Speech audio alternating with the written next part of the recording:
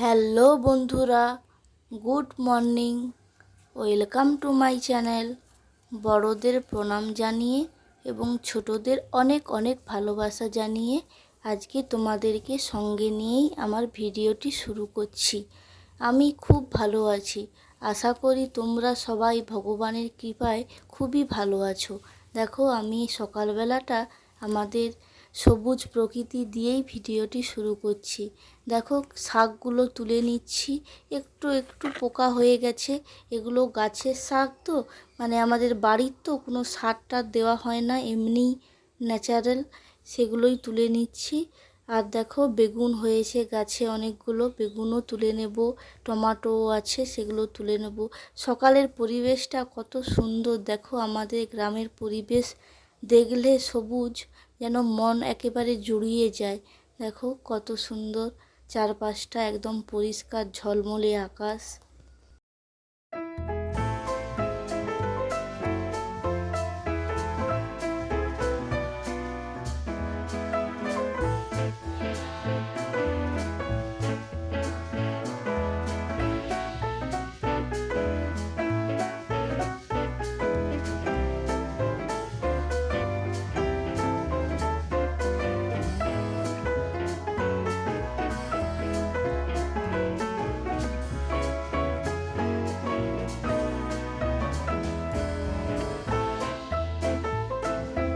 আর জানো তো বন্ধুরা, একটা দেখবে ছোট গাছকে লাগিয়ে বড় করে যত্ন করে গাছের সবজি খাওয়ার মজাই আলাদা।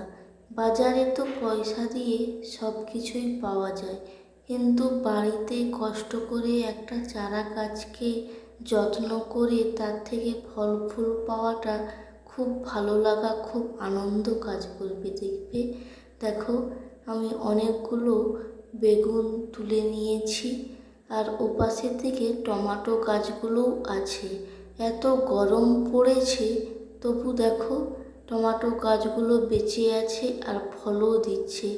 এই নিচের গাছে টমেটোগুলো তুলে তুলে নিয়ে গিয়ে রান্না করা, বা এগুলো যে হয়ে আছে, এইগুলোকে দেখলেই যেন মনটা ভরে যায়।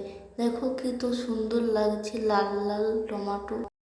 এগুলোকে তো দেখে রাখতে হয় আর সময়ে সময়ে তুলে নিতে হয়, না হলে পাখিগুলো এসে সব খেয়ে নেয়। দেখে রেখে তুলে নিই। দেখো সবগুলো ভালোভাবেই পেকে গেছে। বেগুনগুলোও দেখো কতগুলো হয়েছে, আর টমেটোও তুলে নিচ্ছি আমি। টমেটোগুলো তুলে নিয়ে তারপর একটু গাছগুলোতে জল দিয়ে দেব। দেখো গাছগুলো একেবারে শুকিয়ে রোদে ঝিমিয়ে গেছে। এত গরম, যা অবস্থা, মানুষই হ্যাঁসফ্যাঁস করছে আর গাছগুলো দেখো কেমন হয়ে গেছে। আমি টমেটোগুলো তুলে নিয়ে একটু জল দিয়ে দেব গাছগুলোকে। আর দেখো, একটা পেয়ারা গাছ ওখানে আছে, আর একটা কুঁদরি গাছ। বর্ষার জল পেলে বেশ খুব তাড়াতাড়ি উঠে যাবে। আর পেয়ারা গাছে দেখো অনেক ফুল এসেছে, আর দুটো বেশ বড় বড় পেয়ারা হয়েছে।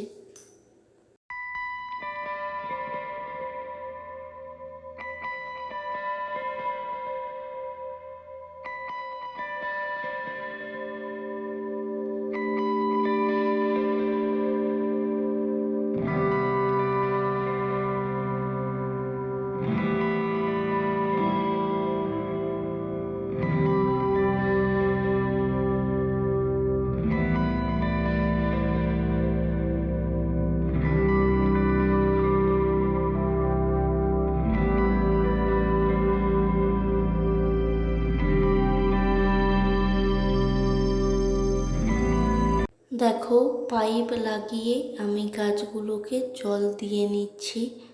জলটা পেয়ে যেন গাছগুলো তার নিজের প্রাণ ফিরে পেয়েছে, তার সৌজন্য ফিরে পেয়েছে। দেখো, আমি গাছে জল দিয়ে নিচ্ছি।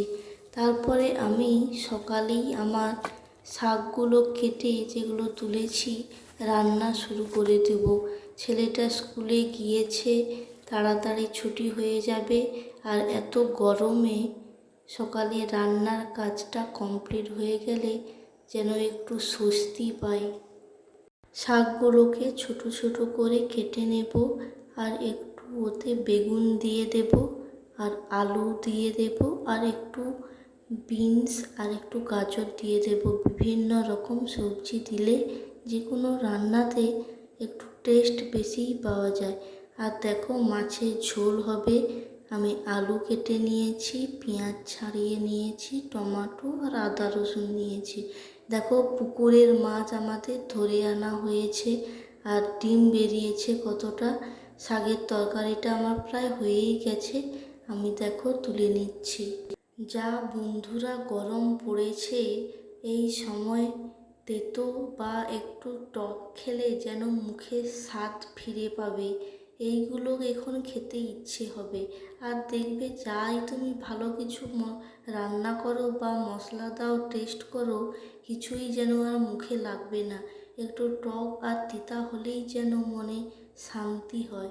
দেখো মাছের ঝোল তুলবো, আলুগুলো আমি ভেজে নেব, আর এপাশে পেঁয়াজ টমেটো এই মশলাগুলো আমি রেডি করে নেব। মাছগুলো আমি কড়াতে তুলে দিয়েছি, ভালো করে ভেজে নেব লাল লাল করে। পুকুরের মাছ তো একটু নুন মাখিয়ে একটু রাখলে শক্ত হয়, তখন মাছগুলো বেশ ভালো করে ভাজা হয়। দেখো আমি যে রান্না করেছি আজকে, এই দুপুরের মেনু হয়েছে খাড়া ভাজা, শাকের তরকারি হবে, আর মাছের ঝোল হবে। দেখো মাছগুলো অনেকগুলোই আজকে পড়েছে, জাল ফিকা হয়েছিল তো সেই জন্য একসঙ্গে অনেকটাই মাছ ধরা হয়েছে। আর মাছগুলোও দেখো আমার লাল লাল করে একেবারে ভাজা হয়ে গেছে। তারপর আমি ঝোলের এই মশলা তুলে দিয়েছি, কড়াইতে তেল দিয়ে দিয়েছি, একটু চিনি দিচ্ছি। চিনিটা লাল হয়ে গেলে পেঁয়াজগুলো এবার ভেজে নেব। তারপর একে একে টমেটো, একটু আদা রসুন বেটে রাখছি, সেইগুলো দিয়ে দেব।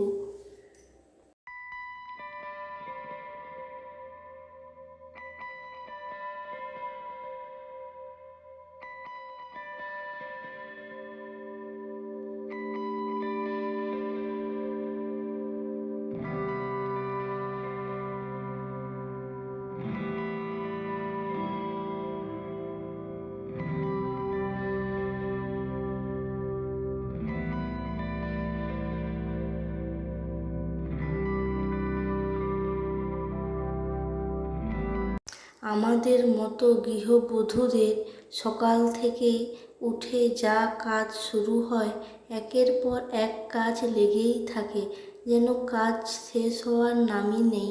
দেখো আমি মশলাগুলো ভালো করে কষে নিচ্ছি। তোমরা যারা আমাকে ভালোবাসো, প্লিজ প্লিজ প্লিজ তোমরা আমাকে একটু ভালোবাসা দিও, আমাকে সাপোর্ট করো, সাবস্ক্রাইব করো, লাইক করো। থ্যাংক ইউ তোমরা যারা আমাকে সাবস্ক্রাইব করো, তাদেরকে যারা লাইক করো, অসংখ্য ধন্যবাদ তাদেরকে। দেখো বন্ধুরা, তোমরা তোমাদের সঙ্গে কথা বলতে বলতে আমার ঝোলের মশলাটা প্রায় কষা হয়ে গেছে। আমি এবার একটু হলুদ আর একটু লঙ্কার গুঁড়ো দিয়ে ভালো করে কষে নিয়েছি।